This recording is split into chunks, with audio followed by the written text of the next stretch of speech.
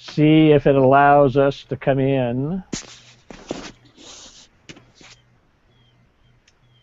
Interesting. Let's try. Let me see if I can come in on another machine. Yeah, so there you go. I see people. It says starting soon, so that's good.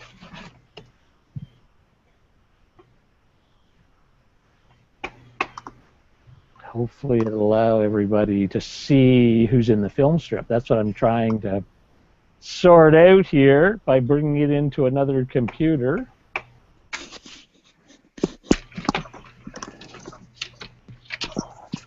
I think there it is. It's working. I'm getting something on the other computer, so that's good.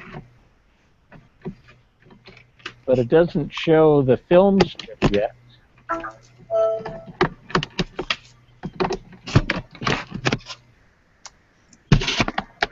So we've got sound, we've got video. Someone's typing away because I can hear that.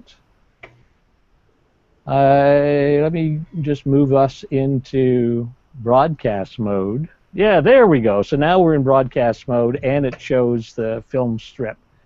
So we've got some of the guests seeing us now. There you go. Oh, I love technology. There's so many little Lego blocks to put together. So this is good.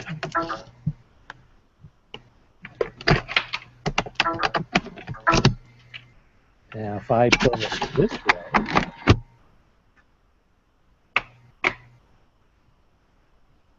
it's me in presentation mode.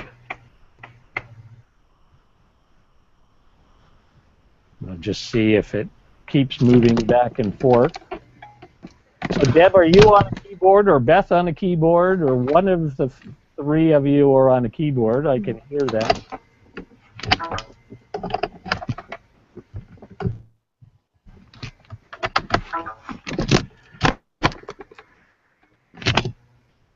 Let's see if I can figure that out. Can you mute yourself? Let me see if I can mute you. What does that say? Present to everyone.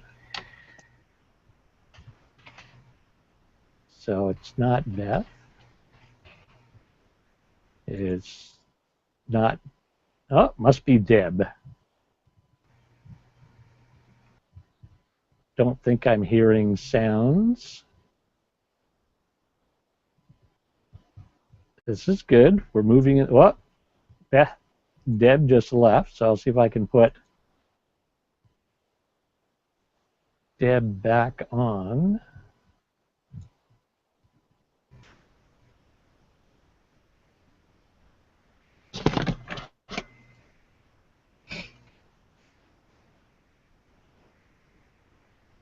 I love this.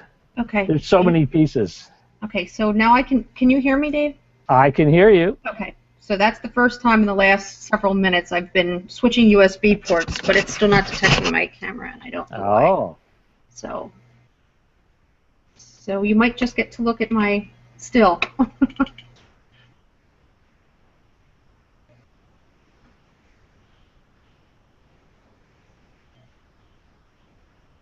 So I'm trying to find Beth. Beth, I see you in the film strip. Can you hear me?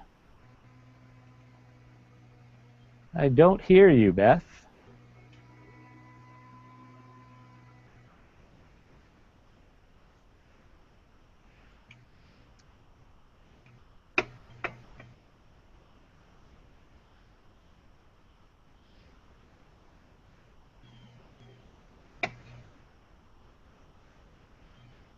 So you're in the broadcast, but it says you're muted, Beth. Are you muted? Move your camera up. I only see your nose hanging. There we go. So you're obviously hearing me, but you're muted. If you move your mouse over your picture in the film strip, does it look like your camera or your microphone says mute?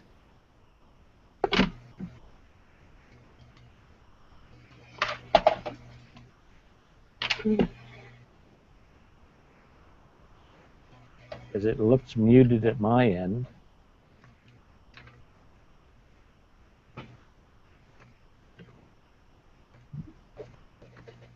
I see Beth playing.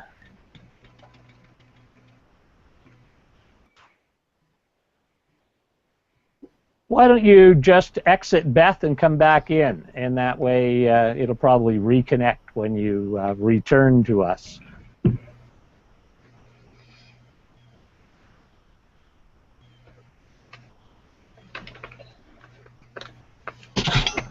So in the audience, we've got a number of people. Jeanette, are you there? Jen, are you in? I see your name. Lynn, I know I was talking to you. Ruth, I see you, but I don't see you in the list. Suzanne, you're there as well.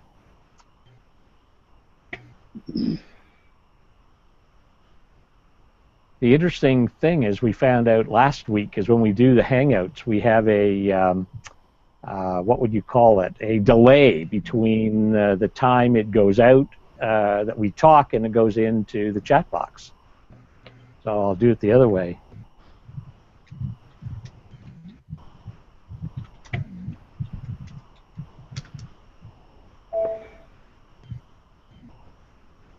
See what's going on.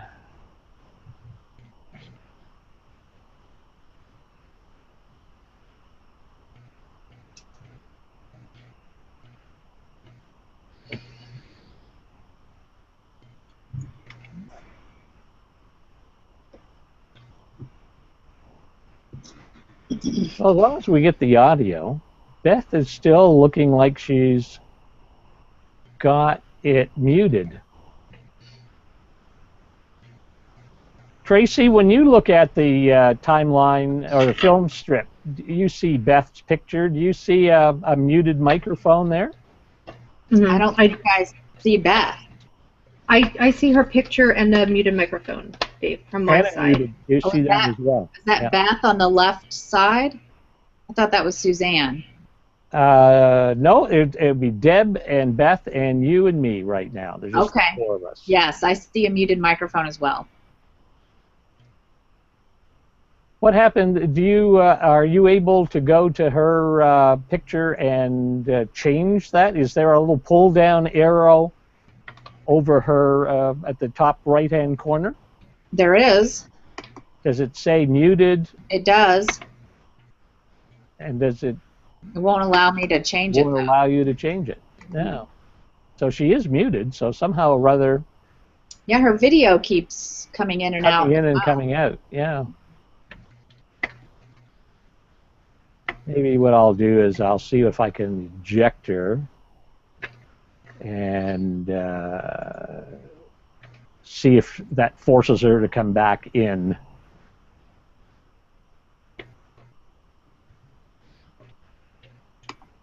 And I don't see anyone else coming in from the group.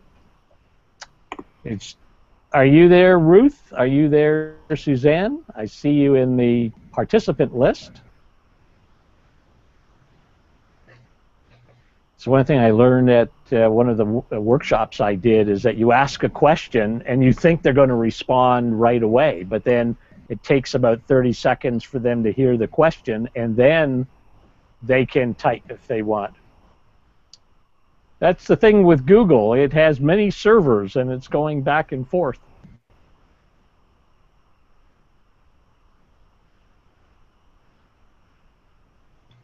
But eventually everyone will be comfortable. Oh, Suzanne is typing and Ruth is typing, so they heard the question. It just takes a while. Yep, they're there, so that's good. So we do have an audience. Yay, we have an audience. It's not just the three of us. That's terrific. So that's great. So I think at least we can begin a discussion. I mean, the purpose of the Hangouts are really just to answer questions from cancer coaches and try to point people in the direction that they need to go to. Tracy, I know you sent me a message about that video that I did on business statistics. What What did you feel about the research that I had found? Yeah, I think it's really valid, Dave. I mean, just like the conversations we had before, I think a lot of what holds us back in the financial realm is our own assumptions about what people can and can't afford. And potentially also, I had another conversation with a different business coach this week about this. And, you know, I think our compassion, if we're in this field, we want to make our coaching available to everybody, including those who may not be able to afford to pay us. And he gave some really great advice, which I loved. He said, keep your business separate from your charity. That doesn't mean that you can't, you know, give away free coaching, but you determine up front how many people you're going to give it to. There's some kind of application process, and I'm not even a big fan of doing anything for free, but I do sometimes offer discounted coaching or have some that's supported by scholarships that are available for people. But he said it gets really confusing for people if they see all these different prices that are always offered. Like somebody gets a discounted price and then somebody else pays full price. And he said, you know, that can generate resentment, and I totally understand that. So I think for us, figuring out how to navigate that and getting past our own, I don't want to say getting past compassion because we always want to be compassionate, but not letting that rule our business minds when it comes to being sure we're also really supported and charging appropriately for the value that we provide. Mm-hmm. What I should have done before you began was an introduction, because I assume everyone knows you because you've been one of the webinar guests that we had, but I'm sure that Lynn and Ruth and Suzanne and Deb here beside you in the film strip, they don't know about your wondrous abilities. Can you share a little bit about your world so that people know where you're coming from? Sure, yeah. I really got into coaching from my own experience as a single survivor, because when I was diagnosed, my family lived far away, and I was CEO of a small company and living by myself without a partner or a roommate, and my first thought was, who's going to take care of me? How am I going to navigate illness as a single person? And so I started looking for resources along those lines, and I found a lot for young adult patients going through treatment, but I had found nothing for single people. So I've kind of started providing some things. And I just published a book a year ago called Being Single with Cancer, Solo Survivor's Guide to Life, Love, Health, and Happiness. It's based on my own story and interviews with and a survey of over 100 other single survivors, just to find out what the common needs and issues were for that population. And not, I know you don't like self-promotion, but put the book title in the chat area so that people can go to Amazon and get their copy. I mean, it's just a very interesting book and one of a kind, which is kind of interesting, because I thought there would be a lot of authors talking about being single with cancer, and Tracy's got the market cornered. And what's interesting about her book, she calls it a book. I think of it as a workbook, because in each chapter there is a series of exercises that people can go through. And that makes a big difference when you can read the chapter, do the exercise, and work through it. And for our coaches, it would be a great thing to use in coaching sessions. I mean, it's a complete tool that if you were working with a cancer patient who was single and Tracy's not available to help you out, there's a lot of content there that can help you actually make a difference in the life of that patient. Thanks, Dave. And Deb, I don't know if you're still connected. I see you, but I think you're frozen there. So tell a little bit about your background. Well, I am, and I'm, you know, it'll be interesting to kind of get to know the other coaches on the call, because I'm not, from a training perspective, a cancer coach. I'm a registered nurse. I have a small business primarily focused on workplace health, so it's geared towards offerings from an employer to employees, and that can be anything from health and wellness programs to disability management. And Dave and I have known each other now for several years, and I think came together about the same time we were diagnosed. I too had cancer, and this is my third year, and I guess third year for you too, Dave. That's right. And have worked a bit with Dave on Find Your New Normal, but he really has taken the lead and really made this a fantastic offering for not only individuals that are going through the process themselves or caring for people, but now offering it up for those that are providing services. And I wanted to join today's call because it would not be out of the realm of something I would be interested in offering in the future, and wanted to hear back from the other coaches to see what you're doing and how you're offering services. And I really liked what you just said, Tracy, about the the compassionate side of offering coaching.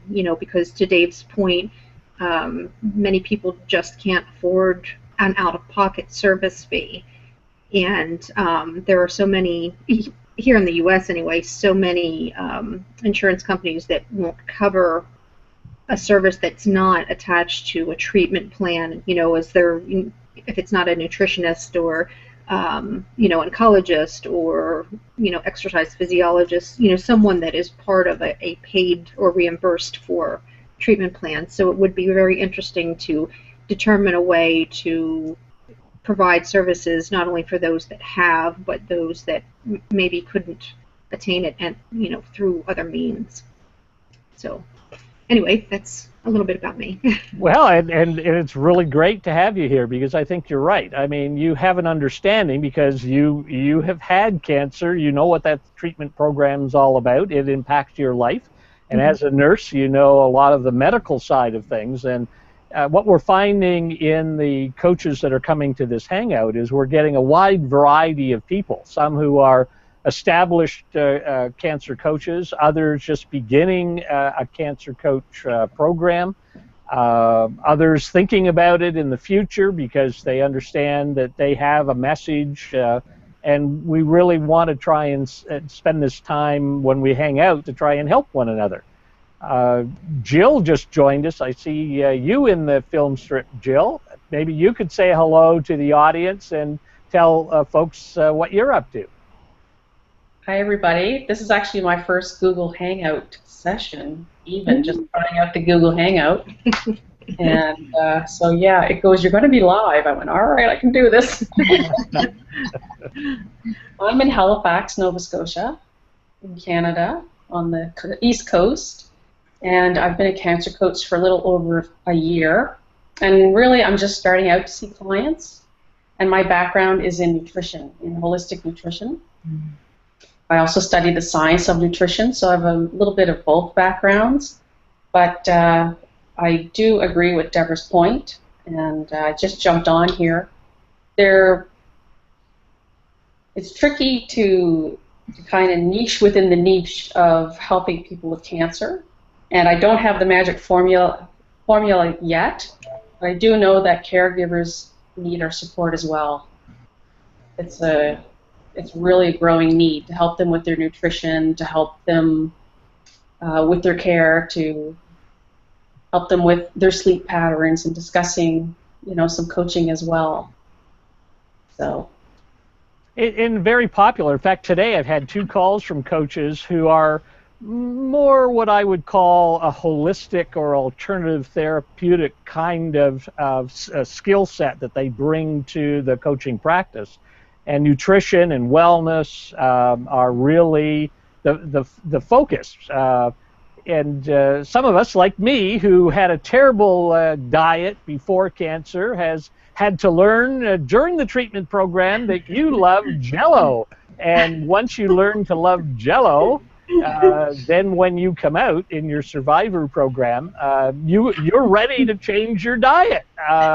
Everything's better than, well, I don't know, red Jell-O, orange Jell-O, green Jell-O. I mean, that flexibility, that was kind of interesting. But now I have to talk to people about nutrition.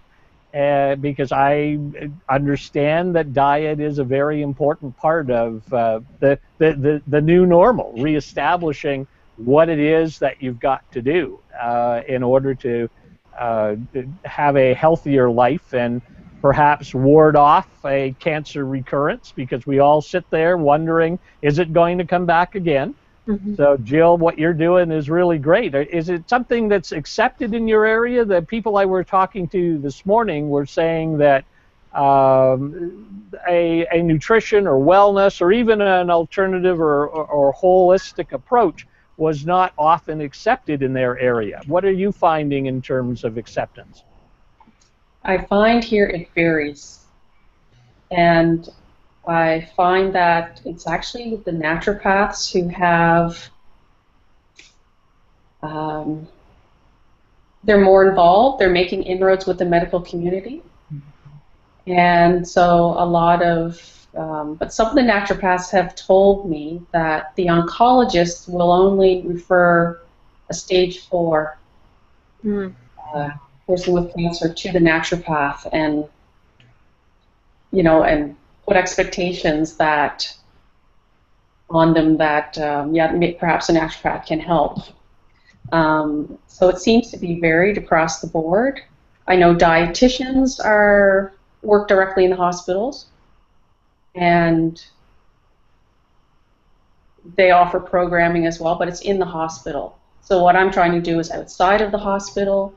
I do like the idea of survivorship, because I think there's a lot of opportunity to really help people, whether it's with weight loss or with how to prepare raw foods, how to integrate them into their meals.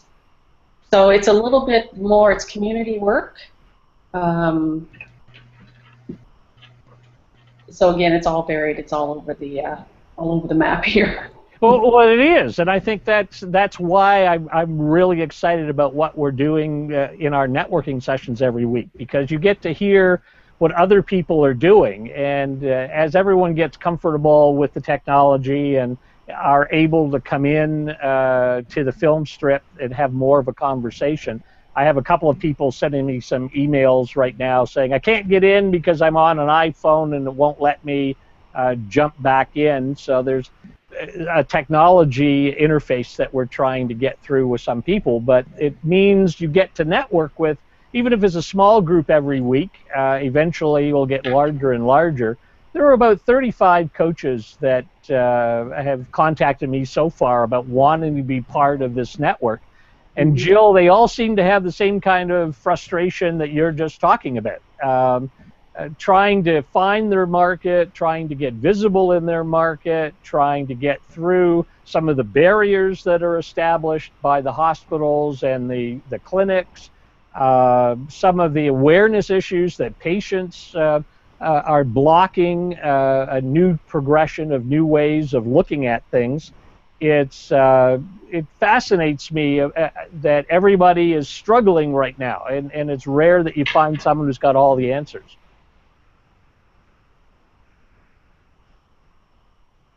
Go ahead. I agree. We're really in this period of shift. No one has the answer, and we all want to have the same outcome for the individual who's suffering. But you notice that, like, the medical community doesn't quite have it. We don't quite have it in the holistic community. You know, we're trying. And I mean, I did my cancer studies with Jeanette Marshall, and that's how I found out about about the network that you're building, Dave. I think it's great. And so Jeanette is with the National Association of Professional Cancer Coaches. She's the founder and director, and she's been on here. She may be on here now. And so it's a good program, and it's really big out west and in Ontario, I find. And then Lynn Fear is in Fredericton. She's also a cancer coach. So it's her and I here in the Atlantic region, and we're trying to do inroads. So thank you for this forum, and it's great to hear what everyone else is going to say. Yeah. Well, it's a support network in essence. I certainly found that during my treatment program and survivorship side of things, being on the support networks helped me. And I said, well, why don't we have one for cancer coaches? Why can't they also have a community they can jump into and talk about their issues? And that's why we've got the text chat running, because people can put their questions in there, and some of us can respond to it after the session if we don't get to it during the session. But what we want to do is raise the issues and see if there are answers. Like last week when people were saying, you know, I can find a patient, but they really don't have enough money to pay for me. And I said, okay, let me do some research. And I went out and did a bunch of studies or research, read the studies over the weekend, and then put a little video together. And if you haven't seen the video, go over to the Hangout replays, findyournewnormal.com/Hangout replay, and you'll see that one that I did last week. And I think I'll do another one this weekend coming up as well, because the questions that come up need some answers. And some people were saying, I can really be of service, but I can't generate income in my business, and so I'll have to go get a job. And I'm saying that's just terrible. I mean, why do you have to only earn $25,000, $30,000 a year offering the help that saves lives? I mean, you literally, as a coach, help save a person's life. And you should find a way of being compensated for the help that you provide. And as you'll read those statistics, perhaps if you rethink through the market that you're going after and trying to find the people in different economic brackets who do have the ability to pay, you can get your services accepted. And then for those that can't really have a budget to work with you, you can put group programs together or put in low-cost training, on-demand training available to them. There are other ways of generating income, because there are people who want need or have a need, and they just need to know that you have something to offer. So it's a universal problem right now. Everyone is saying, where's the business? Because I need to pay my rent, I've got to pay my utilities, so I've got to generate some kind of income in doing this. I look at other coaches in other areas, and they certainly, have difficulty when they try to sell coaching services, whether it's diet or career or business. If a person's earning $30,000 a year and living paycheck to paycheck, they don't have a lot of disposable income. But if you're targeting people who are earning $60,000 a year, then they do have an income. And yes, even in the U.S. with cancer costs being there, if you look at the stats as I did, you'll find that, yes, it's a burden, but it's not a catastrophic burden for people earning more than $50,000 a year. So where are the people? That's really a question of how do you become visible? What are you doing in your market that people know that you're there? And I think what Jeanette Marshall is doing with her certification program opens the doors to the hospitals and the clinics in very clever ways that some of the independent coaches can't do. And we'll get Jen on to talk about how she's broken through, because a lot of the coaches really want to work with the hospitals and clinics rather than individual market people in their individual markets. Trying to read as we go along.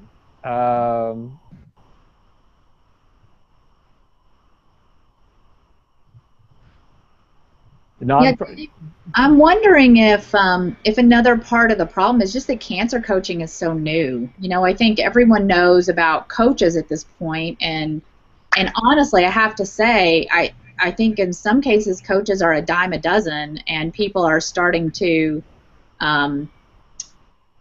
not even value maybe the life coach label anymore. In fact, I think I cringe a little bit when people suggest that I'm a life coach, because it's just been kind of overdone with a lot of people. And if they've never had coaching, they don't necessarily know the value of it.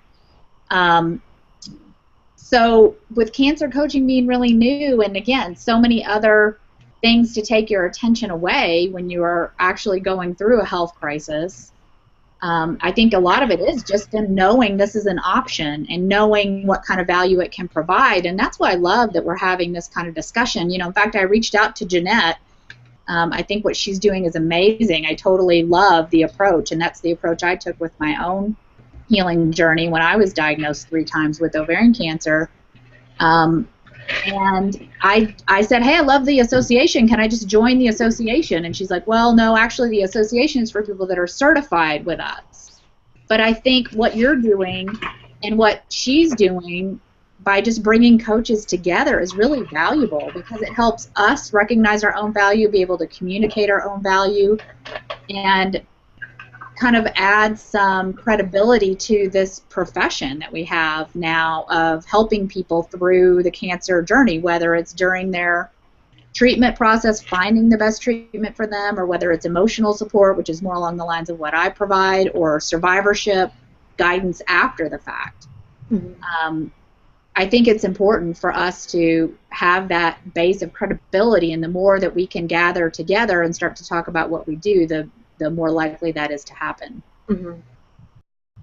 You're right on. I think part of the issue that I've discovered in talking to coaches is, one, they have a heart-centered message, but they don't have any business skills. And because they don't have any even basic sales and marketing skill set, they have some difficulty in thinking about building a business and building awareness in the community. So they say, oh, I know where cancer patients are. They're in the hospitals and the clinics. And so they knock on that door, and then they find that that hospital or clinic says, oh, hey, we've got a psychosocial department. We've got resources here. Why would we use you? What are you doing that's different than what our hospital is doing or our clinic is doing? And so the cancer coach sort of shakes their head and says, well, this is a different thing. As you were saying, Tracy, it's a coaching service. And that doesn't make any sense, because they're in a treatment world, and there's a medical problem that requires an intervention, and they know what to do that. And even on psychosocial issues, I know when I broke down a number of times during treatment and went there, they really didn't know what to do with me, because they couldn't solve my issues in a 30-minute session. What they needed to do was be with me over a period of time, and they have no infrastructure to do that.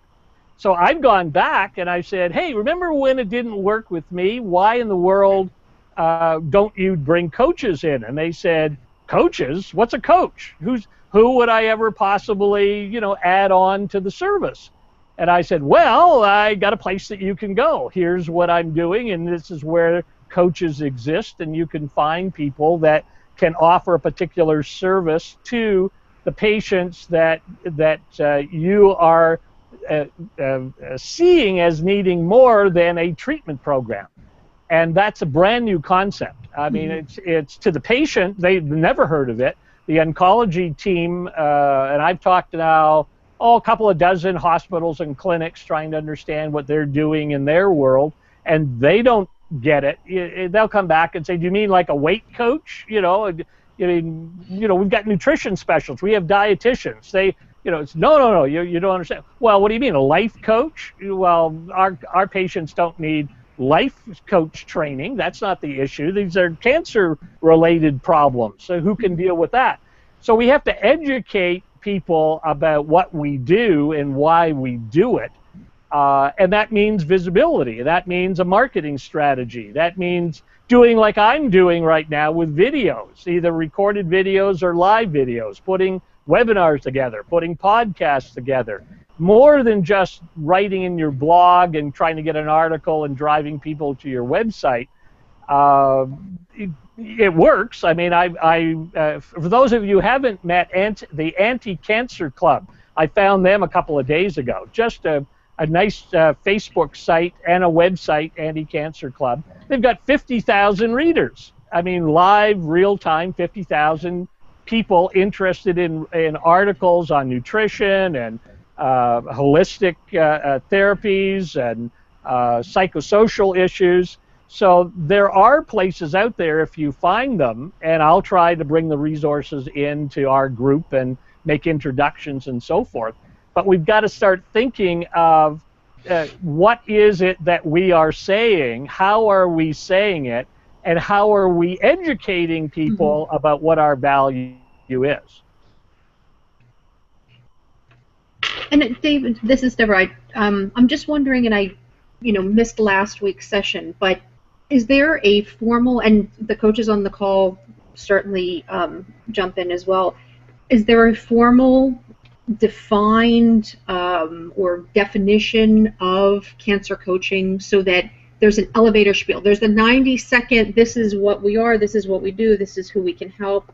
Because I think that the definition is the first step before the education and then the marketing, and just a stepwise approach. And I mean, I know what it encompasses for the most part because of our work together, but I'm wondering whether the coaches in the field have actually put together, the bulleted list of, this is the service I offer, this is, who I offer it to, this is what it would incorporate, and I guess I'm just a little curious to find out a bit more about what's being explained to people when they say, well, what is a cancer coach? Well, you should go and look at the replay of last month's live broadcast. We had a coach on there, Paula Holland, and the topic was, what is a coach and why would you use one? And we tried to put a definitional understanding of all the different types of people in the cancer field who are coaching.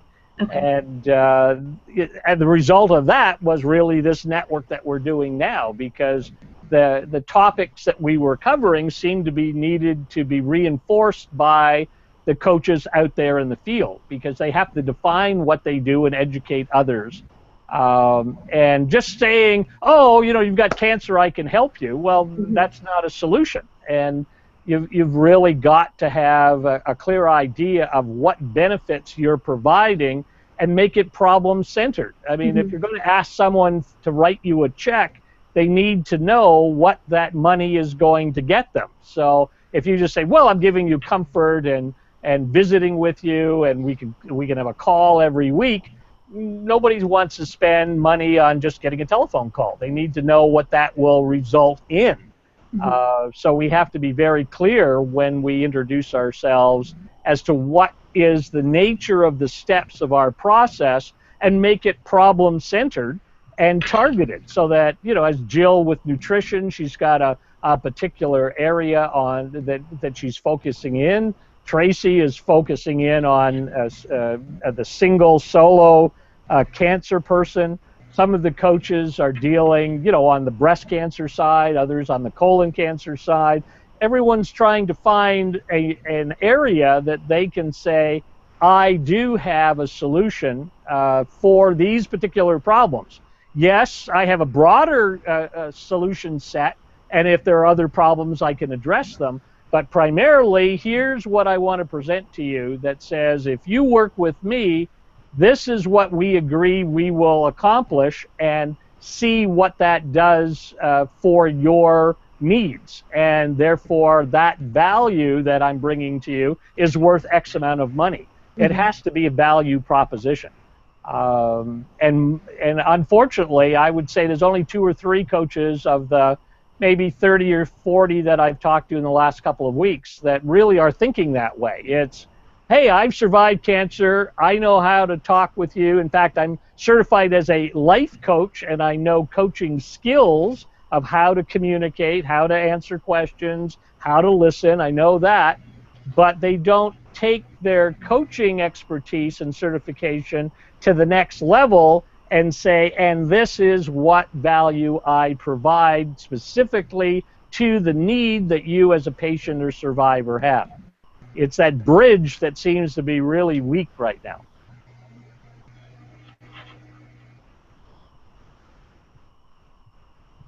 Still getting a lot of echo there. I'm trying to figure out how to see who that is. See if I can find out. No, it's not that. some so interesting how the old technology gets in the way. Ah, there we go. That cut it back. Don't hear that. Do you hear that, Tracy? Is that over?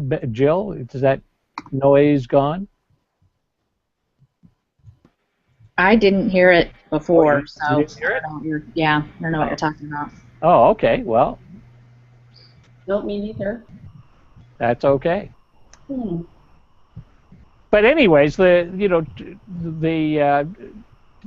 trying to see what it is that coaches are looking for, and then saying, okay, what can we as a network help everybody else doing it?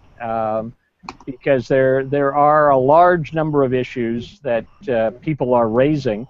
You've got to generate revenue. There has to be something that you do in order to find an audience to talk to that belongs to you. I should say, those of you that haven't yet, make sure that you put your listing in the Cancer Coach directory. There's about 10 or 12 of us in there now, and those that do have listings in there, you should add your videos as quickly as you can. And if you don't have a video, just get in front of your camera and do a 1 minute, hi, here's who I am, so that you can add that to the directory. I've already had some people that I'm talking to and introducing them to the coaches that are listed, and I've got feedback saying, oh, I wish everyone had a video so I got a sense for who they are and what they're doing.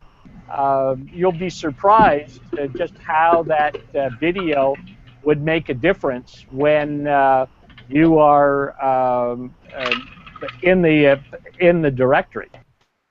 So don't hesitate to add your video and add your listing to the directory. Like everything else, there's no cost to do it, so why wouldn't you do it?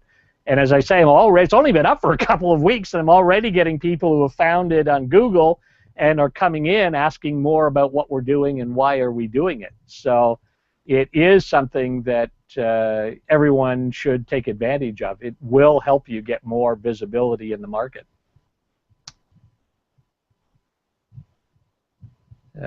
Just trying to see if there's any other questions that people have raised. Thanks, Jill. I'm glad that this was of value to you. Please come back every Thursday at 4. We're doing this, and who knows what the topics will be. It depends on who's in the film strip and what kind of questions in the text chat. We've got a quiet group in the text chat. We don't seem to have that many questions today.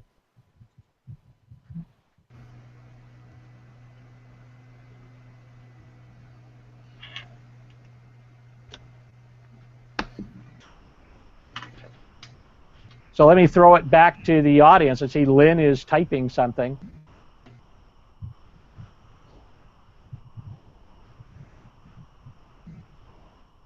See if I can use the technology and actually get it on. Oh, look at that. I got it up on the screen.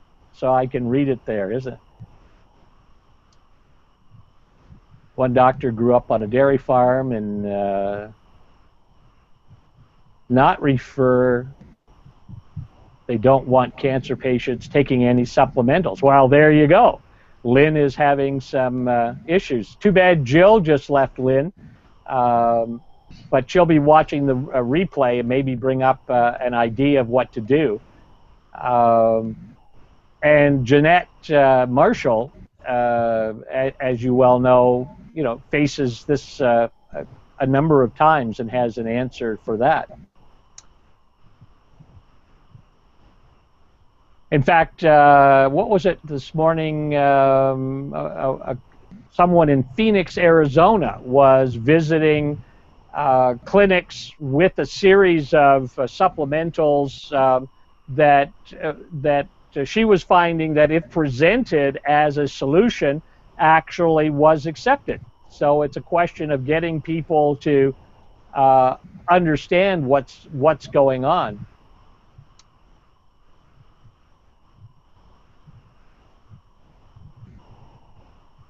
We don't have for that. Yeah, see that? I mean, there's a typical example of we don't have time to educate patients.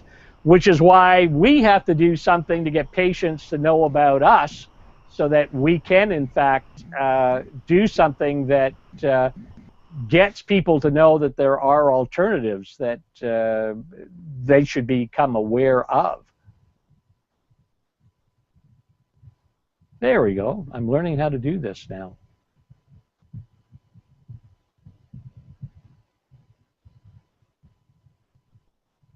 Yeah, there's a big disconnect between conventional and alternative treatments. There's no question about that. And it's trying to let people understand what that means. I mean, even alternative therapy, you know, like Reiki, in some settings is considered as woo-woo. I mean, what are you talking? Energy field, energy flow. It's not really the same as an extension to acupuncture. And yet, in other places that I've talked to, they have people on staff who will do Reiki with a patient. It's totally acceptable and approved and wanting to do. So it's about educating people as to what that value is. Well, and I was going to say too, Dave, there are still tons of people who want to do alternative treatments and who are overwhelmed with the number of options and sometimes with the costs as well, and so they find it easier just to give up and do what their doctor recommends because it's covered by their health insurance.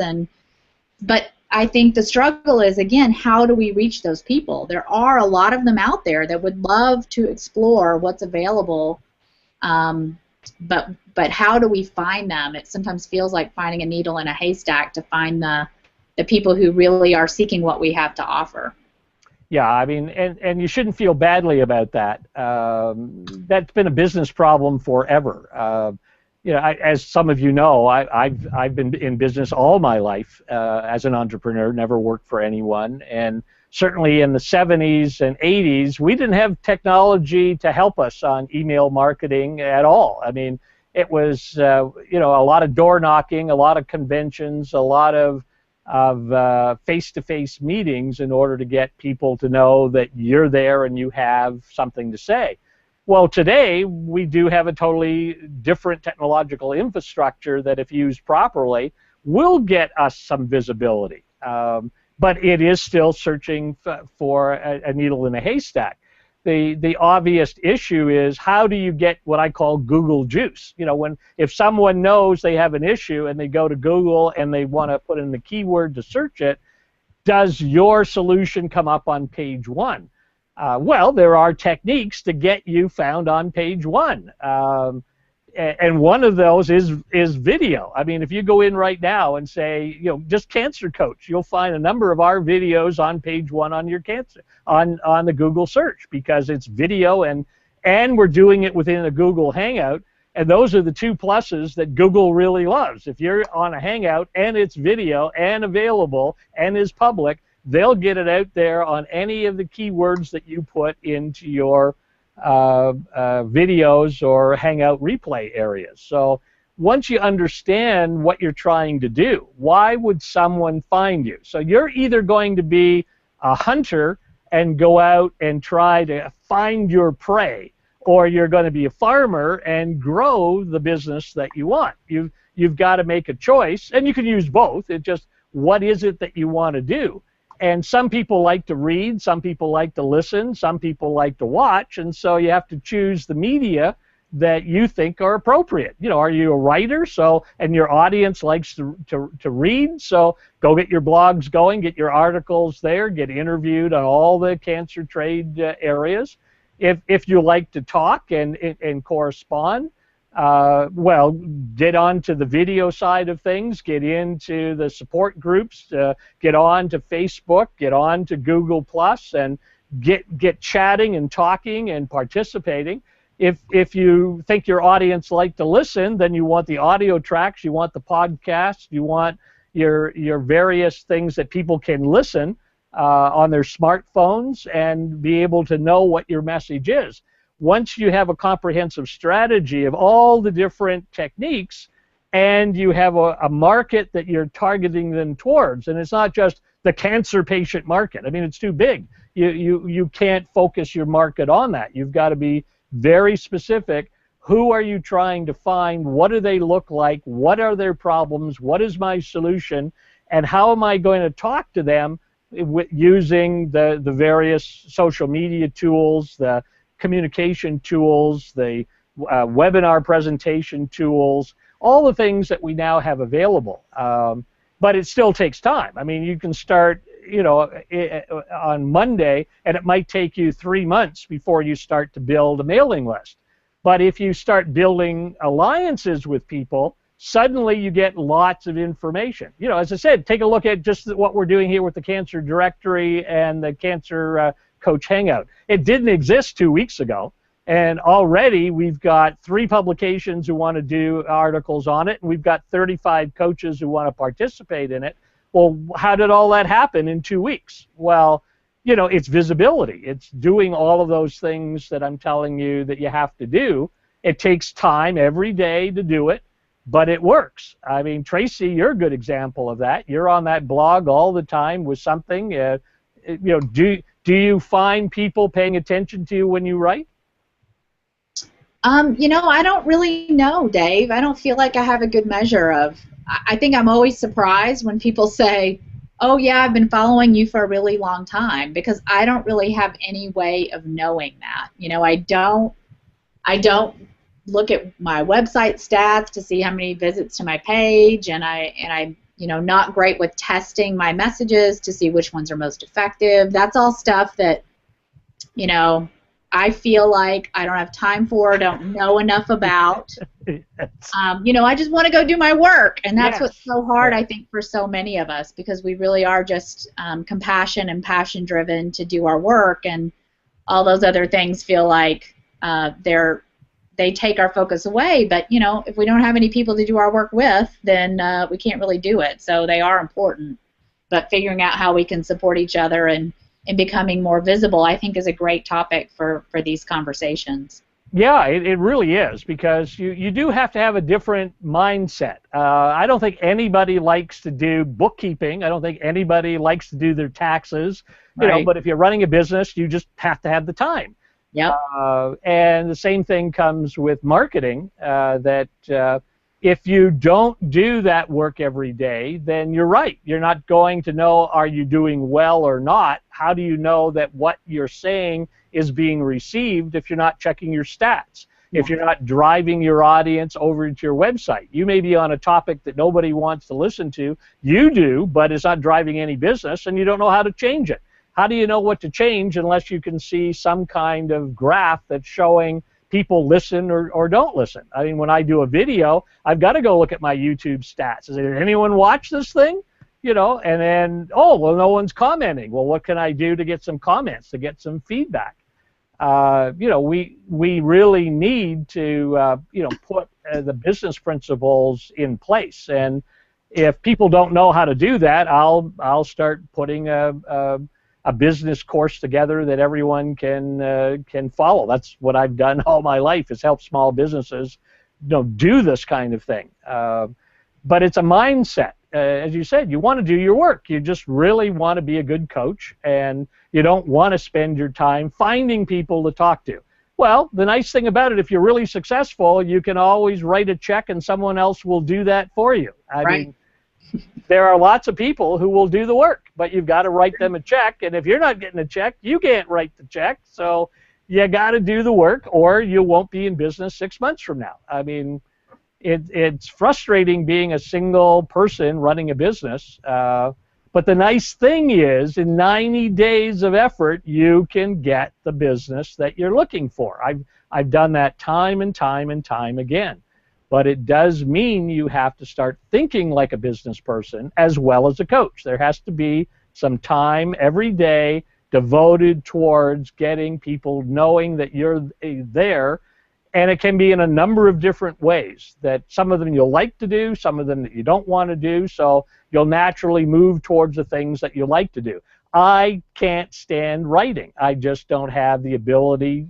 Well, I have an ability, but I don't enjoy writing. So I'd much rather talk. So it's much easier for me to just get on top of a camera or in front of a microphone and either do a webcast or do a podcast and just let me ramble away, and then I can take it and edit it and get it down to something that I can share with people, and then suddenly you get the results that you want. But if I don't do anything for 2 weeks, surprise, I don't get any leads for 2 weeks. So how can you run a business without potential clients to talk to? It's just a necessary part of it, and you learn how to do it, and then you feel comfortable doing it.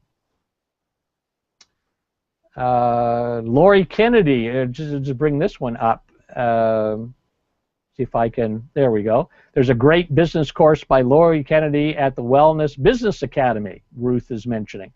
Well, I'll have to check that out and see what that's all about, because we've got to direct coaches to resources that are going to help them build their business, because it is a business. You can't just ignore it unless you're independently wealthy. I think wouldn't that be wonderful? We have no concerns about money. That would be won the lottery, can do anything I want, and that would be a wonderful place to be, but that's not the case. That's not really where we stand. So we're past the hour. We've rambled along on a number of different topics. Any other questions or comments that from the audience? It's an online course that Ruth is sharing. That we'll have to go look at that and report back on it. So we'll definitely check that out, Ruth. Thanks very much for sharing it.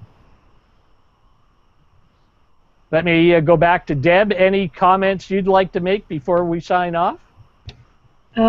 This has really been a great way to spend an hour, Dave. I'm glad that I was able to join today. Sorry I missed last week. I've really appreciated the feedback from Tracy and from Jill and all of the write-ins, and I look forward to our topic for next week and learning more from all the coaches that are across both the Canadian and U.S. Region. So. Thank you. We're international. I keep forgetting yes. that. Get to that. We're an international organization. We'll have to have a name. I mean, we're going to be bigger than we can handle. But absolutely. And you know what? It's fascinating because although our healthcare systems have some fundamental differences, the issues that we're talking about cross the border. So it's really a great learning experience to hear the feedback from everyone. So thank you very much. Well, thank you for coming, and come back, and we'll see if we can get you into the main line here instead of down in the film strip, so that you can have more fun and features like we do when you're talking with me. When you see my cats walk across in front of the screen. Exactly. I think that's always cool. Well, they were just a cancer course on training animals to bring lower the level of stress for cancer patients. I was just reading that the other day, and not just have a pet and it's what. This is an actual business that the person is in, and they just take their animals and they go from place to cancer clinic to cancer clinic, and to lower the stress in the ward. And I said, what a great thing. I believe wholeheartedly in pet therapy. I have for years and years and years. I took a class in it way back when I was young, and I think it makes a great difference to people, whether you're in a nursing home or dealing with an acute illness or homebound, whatever the issue might be. And cats, dogs. I even knew someone that took a mini horse in the back of a van to nursing homes, and this little horse would walk around, and you can imagine the joy that a mini horse would bring to people coming in and out of their rooms. So. Yes. Well, people have creative ideas. This woman started offering loaner cats in businesses. She would go into the reception area, set up a cage, have 20 cats in there. Employees would come into the reception area and sign out a cat back for their desk. And they would have the cat there to pet and play and do all the kinds of things with. And then you return the cat back, and someone else can play with the cat during the day. And she said, well, that's working, and she was finding business clients who want to do it, and she said, why can't I do that in hospitals? And so she's out there now with pet therapy in hospitals, where there's the cats, and you just loan them. It's like a library, you know. You just take out your favorite cat, you know. I want Siamese, I want a tabby, I want a furry, loan a pet for 30 minutes. But it's just another idea, and you can do it. You just have to now, as she is, trying to get press and getting acknowledgement, and it'll grow. It's just the way it works. But thanks for joining. And Tracy, any final comments from you? No, just this is great, Dave, as usual. Thanks for creating the space for us to have these conversations. Well, tell all your friends to join in. And as I say, once again, get your business listing in the directory. I mean, there's so many people I've talked to who said, well, I'll get to it. Get it to it soon. We're already getting people checking out the directory. So why would you not? You're saying, I can't find a client. Well, here's a place people are looking for a coaching client, for a coaching coach, and you're not there. So get your listing in the directory. Dave, would you post the link to the directory for people that may not have that handy, or so they can click on it right now while they're thinking about it? Yeah, well, as I said, it's findyournewnormal.com/directory input. That's all you got to do, directory input. And there's the form that you can just type in. And it is listed on the Find Your New Normal site, so you can go there as well. But the key is, if you put the listing in, get your video there as quickly as you can, because that's really important. It's findyournewnormal.com/directory input. Awesome. And get that in there, and people will find it, and no cost, obligation. But as I say, we're already starting to get people finding that. So why should you miss out on a lead of someone in your area? Any other questions from the audience? I think everyone has disappeared now. I think it's just us in the film strip. No, Ruth is still here. Suzanne is still here. Anything from Ruth or Suzanne? And I'll wait 30 seconds to see if they start typing anything. But it's all growing. This is just like many people. We're just starting a new concept, and we'll see where it's out. And it's eventually we'll all have pizza delivered, and we'll have a slice of pizza Thursday afternoon at 4 o'clock. That would be a good thing to do. Or better yet, Dippin' Dots. I love Dippin' Dots. Maybe we could have everyone with some Dippin' Dots. Those were invented in my hometown, Dave. Oh, really? I love them down here even. Oh, they're amazing. They're great. I agree.